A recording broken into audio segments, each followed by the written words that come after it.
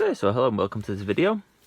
And this one we're going to be repairing this Shure PGX2 wireless SM58. And this has got a very common problem with these things whereby it doesn't want to turn on. So you can see it's not coming on. There are batteries in it. They are good batteries. You may eventually get it to come on, or it may be intermittent, whereas it comes on and then mutes itself, or it turns itself off, or various other things. The switches are just very not impressive in these things. So this is a relatively easy job to do, but you will need a soldering iron and you need to solder to do this. The switches are quite readily available. This is one here. So if you can see there, it's just a little push button with two solder tabs on either side of it. There's also another way which we can sort of check that it is your switch. So first of all, let me show you that. So with the unit like this, what you can do is this section here where the switch is can be popped out, like this will come out separately. So if you get a small screwdriver and it just sort of spries in here somewhere where there's a bit of a gap, you can lift this. You can see it's starting to come. Like that. And this will come off. And then this rubber membrane sort of push button switch there, you can get rid of that. And if you actually get a pointy tool or a screwdriver, you can see the switch in there and just try and do it. Sometimes it will work with this.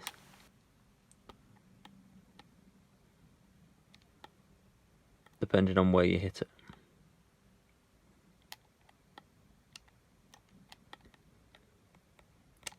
Oh, so there you go. See, it just came on then. You can see the green light there. And if I go back and try to turn it off, wiggle it around it, it comes on and off. So it's not working properly in the center, but if you wobble it around the edges, it will eventually work. So that's just this switch on its way out. They're not very good. They go with age and use. So anyway, in order to change this, it's pretty straightforward. You want some needle nose pliers or small cutters or something to undo a circlip. You want a Posi or Phillips one or smaller screwdriver, just to take these two screws out the back. And you want a small screwdriver or prying tool just for loosening a few things. So let's get these batteries out first, like so. And first thing what you can do here is, let's get the battery compartment out. So I'll take the two screws out the back.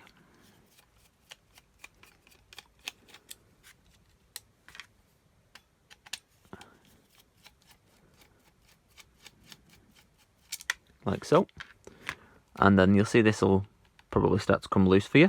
It's just got a little bit of clip that lips under there, so you can kind of pull it from this end. You might have to sprise it a little bit here where it separates, but that will come apart. The top may fall off like that. It's just hooked over. It's just like a little hinge, and this comes out as one piece. That just goes sort of on there like that, so we can put that back together later. With that done, you may as well remove the top at this point, so just get hold of it here and remove the whole capsule section off the transmitter body.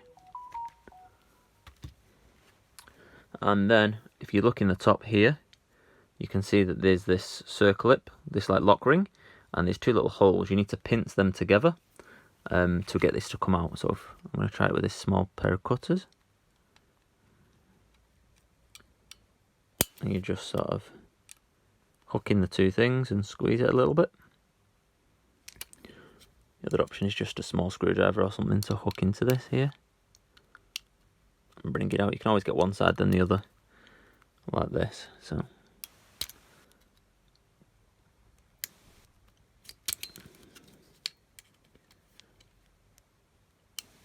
there we go. Sort of unhooked to that. Probably get it with these now, easier. As I say, if you've got really sort of needle nose pliers, that is the perfect tool for this. Right, so there's the circlip out. Oh, the front has just dropped off as well. This plastic piece may come out. It just sits in there. I'll put that out of the way. And then what you can do is basically just slide this out. You can see it's come loose now. because the circlip is the last piece holding this whole board in. And that is just the plastic housing. This is the actual handheld transmitter unit itself. So there's the switch, this little piece here, and that's what we're going to be unsoldering and resoldering. So I'm going to do that now. I'm going to put a little bit of flux on it, get some solder. We'll desolder the old one, put the new one on, solder it in place, and reassemble all this, and hopefully it should work. Okay, so I'm just going to use this flux pen here, just to put a little blob either side. It just helps the solder flow.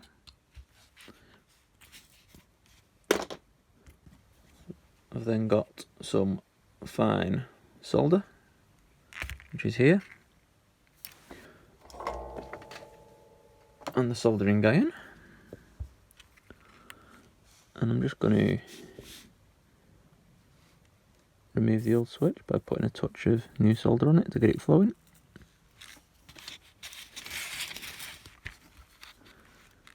This is easier when I've not got a camera in my face, but needs must to show you guys. But needs must to show you, so I'm just going to get some pliers on this. I'm going to hold it there. You probably see that that just dropped a little bit. I'm going to turn it around now, do the other side. You can see that the board drops as I'm touching the solder on. Like that, there we go. And that's desoldered. There's not a lot of weight on this, which is the only reason I hang it via there. If there was something heavier, it could damage the pads on the board, but because this is so light, it won't really do any damage. There's not really any risk. Here's the bad switch, the old one that we've just removed. Let's get our new one. I'm just going to make sure that these pads are clear.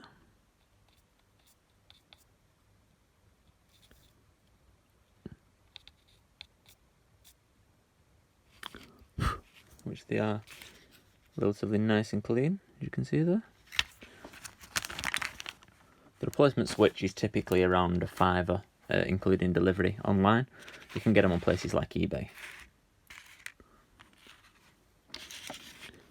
And with the new switch here, we can just look side by side first and see that they're pretty much the same, other than that one's white.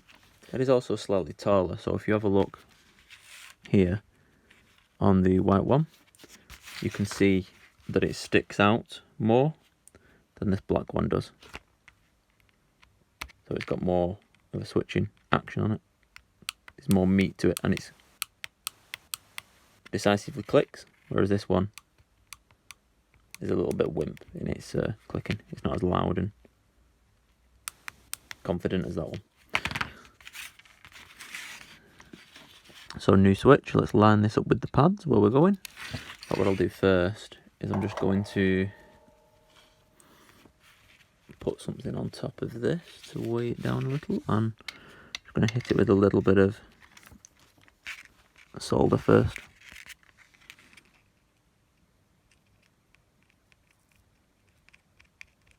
Just gives us something to latch onto when we're soldering it to the board.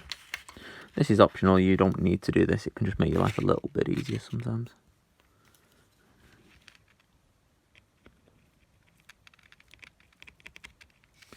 There we go. You can just see there's a little tiny bit of solder on each end now. With the mic body, let's put this over, making sure that we're lining it up straight with where we want to be. It's also worth getting some tweezers or some pliers at this point to hold it whilst you get one side just sort of tacked down to hold it in place. So I'm going right there. That's one side latched a little. The other side of this. Don't really need the pliers anymore.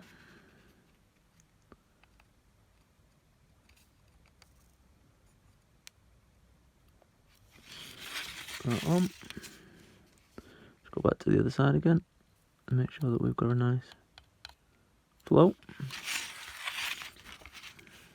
We don't want to get this too hot because you will damage the switch or the board, which which is why I'm alternating sides. That looks good to me. It's in position. It's pretty straight and it clicks nicely. So we can assemble this thing again now. So putting it back together, we just do the same in reverse. First thing is we're going to put the body into the housing. Just sort of move it around a bit until it finds its spot. This board has come out, it's just on a 3-pin plug, you can see there. So we can plug that back in. Or you can push it back out to get this in, whichever.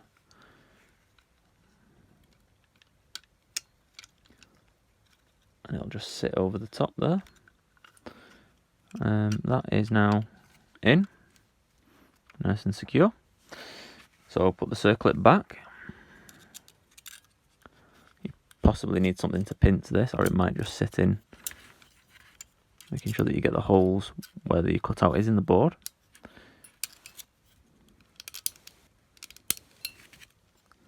That's mostly gone in, but I'm just going to get this small screwdriver to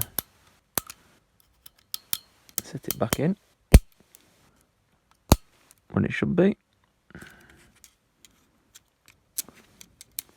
That should then be nice and secure in place there.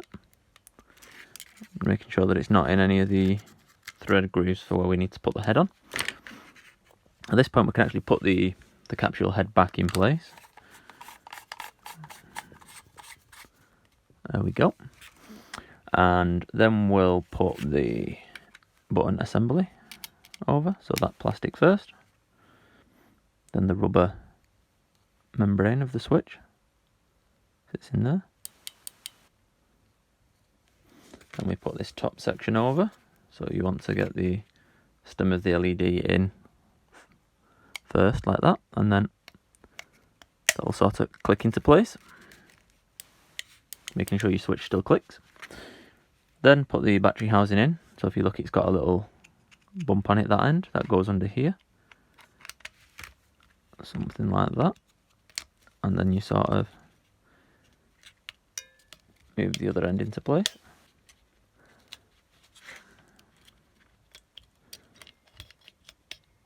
It may be better putting the bottom end in actually, and then letting that click. There we go, that's better. You can also... Oh, I forgot to put the flap in, so let's just get this out again.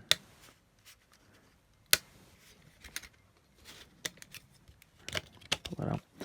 The flap wants to sit under here.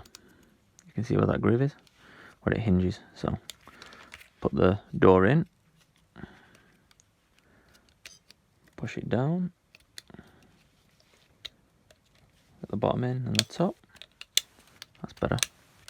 Then you can put the screws in the back, hold it together.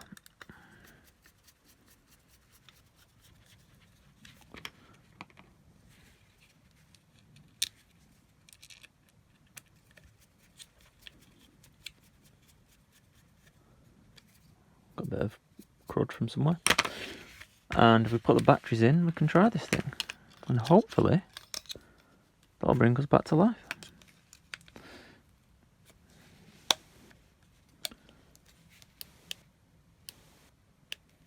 There we go. That's on. That's off. On. Mute. On. Mute. Off. And that's good as new. So there you go. There's a relatively quick and easy video on the switch replacement on the Shure PGX2 handheld transmitters.